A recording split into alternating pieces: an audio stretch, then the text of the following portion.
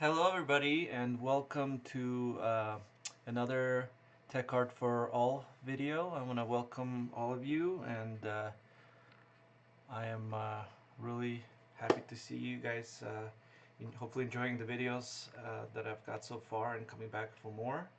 I got my fuel for the day,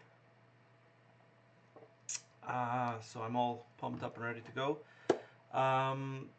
So I know the first couple of videos, it's all kind of we're talking about the basic parts of scripting, but like variables, and we're going to talk about if statements and for loops, and these are kind of the basic building blocks of scripts. But I promise you, kind of the fun moments are right around the corner where we actually start implementing the tools that we're learning right now and creating some functional scripts. And hopefully you can use those scripts to modify them and make your own scripts that are actually useful to you and kind of take off from there. So today we're going to talk about arrays. Let's get started. So last lesson we talked about these basic variables. We got int, which holds integers. We got floats, which they're there to hold numbers with decimal points, like 10.52 in this example, and we got strings. So for each one of these variables, you can also have arrays. And if you're not familiar with arrays, the way I think about them is that if a regular variable is just a bucket, an array is like this super long, doesn't have to be super long, but a longer bucket that has subdivisions. So you can put, instead of just putting one number, one integer in there, you can put 10 integers or 20 integers. And that becomes really handy once you're dealing, once you have a script that's dealing with like a bunch of different numbers or a bunch of different objects. So the cool thing about arrays in Mel is that well, once again, Maya or Mel does all the work for you. In other languages, you have to, you're kind of in charge of allocating memory for the array and then clearing out memory from the array once it's not used anymore. Whereas in Mel, it does it automatically for you. But also, even though Mel is really flexible and it helps you along the way, I would, you know, once you get pretty good at it, it's pretty important to script with intent. Um, I think it's pretty easy to get kind of lazy and let Mel take care of all the creating of variables for you and all that stuff. But I think once you're programming with intent, it will help you catch potential bugs. And hopefully I'll show you some of those examples through our lessons. So let's create our first array. I'm going to create first an integer array. Once again, I'm going to comment everything, especially in the process when you're learning. I think commenting is very, very important. I'm going to reiterate that point. I think commenting is always important, whether you're working on something that's so complicated that potentially the next day you may look at your own code and not recognize what you were doing. If you have comments, it certainly helps you remember what a particular line is. Sometimes you have pieces of code that are not really obvious as to what's going on. So it's really useful. And certainly if you're working on a big team and somebody else is potentially looking or editing your code, it's very helpful for them to see comments just to get their bearings.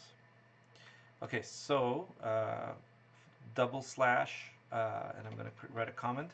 And you can see that in the script editor there's color coding, so that when I do double slash, it right away makes it red, which tells you that it's a comment. So let's create a int array. I guess an int array.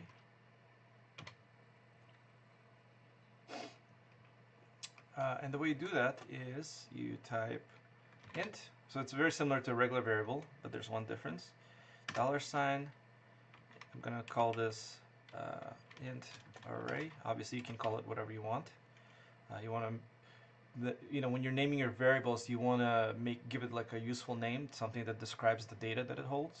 So if you're gonna have, you know, an int array that holds different ages, you would call it, ages. So far this looks like a regular variable, but in order to make it an array, you add the square brackets, and inside the square brackets, this is one of those things that's optional. In Mel, you don't have to tell how many elements you're going to have in this array or how many different numbers you're going to have. It's smart enough to allocate the right amount from your, the data that you put inside the variable. So for example, this is how you declare an array. I'm gonna make an array with like 10 digits in it, and you use the squirrely brackets. I don't know if there's an official name for them, but I always say squirrely brackets. So if you know the official name, please let me know and I'll try to use it from now on. So I'm gonna make an array with 5 numbers in there. I'm gonna say 1, comma 2, comma 3, comma 4, comma 5. And to finish off with a semicolon. Let's get that. Let's run that using the elongated enter key on the right. So you can see a result. Everything worked. There's a result, and you can see that it has 5 numbers. So it's like now you can think of it as a bucket that has 5 compartments. In the first compartment is the number 1, in the second compartment is number 2, and then so on. One of the things that you may not be used to is that in programming, instead of the first element being number 1, it's actually number 0. So for example, if I can print the whole array. Int array. So when I print this, hopefully it will output 1, 2, 3, 4, 5. But if I only want to print the first number, which is 1, I actually have to print the 0th, because it starts with 0. And later on, I think it will become more obvious why we started with 0. In certain cases, it's, I think, more user-friendly. So I'm going to print the 0th element of the int array. And as you can see, it printed 1, which is, it's the first element, but as far as the array is concerned, it's in bucket number 0. And if I change this to 1, it should now print 2, which is the second item in the array. And like I said, once you know how to create one kind of array, you can create, a float array or a string array. So in this case, I'm going to create a string array. Example. I'm going to say string array. And in this case, I'm going to tell Mel that I'm going to have 4 items in this array. And what's great about that is if you're writing a Mel script and you're expecting, you actually expect a certain amount of items in the array, if you leave it open and you get the wrong amount of items, it might cause confusion later on. So for example, if I say like, oh, I'm expecting 4 names, and I'm gonna put, Richard, Maya, Mel.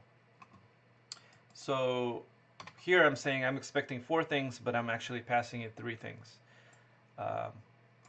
If I run this, oh, look at that. That actually worked, but I think maybe if I see, I'm learning something new. John Max. Let's see what happens if I give it too many. Huh.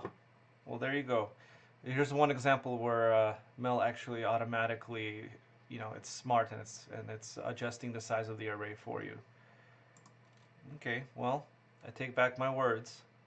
So let's see what happens if we print it. Print.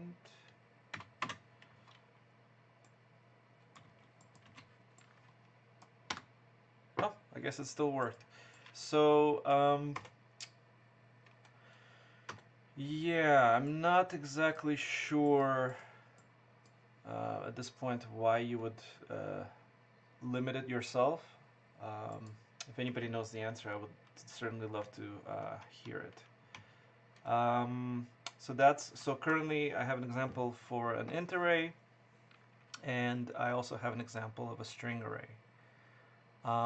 And in the next lesson, I'm going to show you how you can take advantage of these arrays and do some really cool things with it. Thank you so much.